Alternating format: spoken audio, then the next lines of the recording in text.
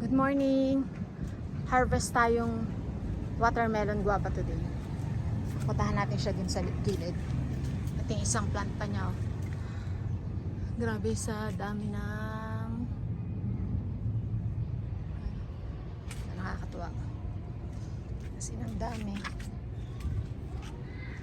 Harvest tayo.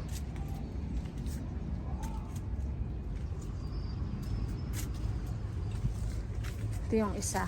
Pwede na din ata ito. Kunin na natin. Ayan o. Pwede na yan. Tapos ito yung dalawa pa. Yan. Harvestin na natin yan. Tanggalin natin yung kanyang supot. Oops. Ayaw pa magpatanggal. Tanggalin muna natin yung supot.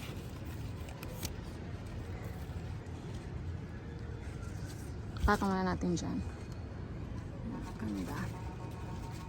Saka itong isa. Oops. Yan. Ganda nila. Yan o. Yan ako. Ang dami na namang langgam. Unahan na natin yung langgam. Yan. Tanggalan natin. Tanggalin din natin muna yung supot nitong isa. Yan ito. Nako. Ang dami ding langgam. Naku. Ang bango kasi eh. Grabe yung bango niya. Oops. Bakit ang hirap? Ayan. Ayan din siya.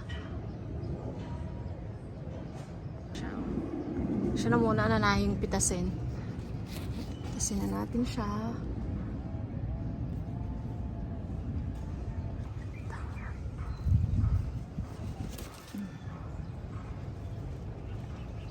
Okay naman. Siya na. Kaya sa kabila. Ano. Lagyan natin dito sa ating munting tray. Yan na siya. Yan siya. Ito na. Ganda. Ang laki. Hinog na eh. Medyo malambot na. Yan na siya. Oh. Ganyan siya kalaki. Lagyan natin dito. Tsaka itong isa. Yan. Malambot na. Yan. Okay. Guys, thank you guys. See you sa susunod na video. Ito na yung kanyang bunga. Oops, wag kang gumulong. Yan sila. Ang dami nating harvest. Sarap. Yum yan. Yummy.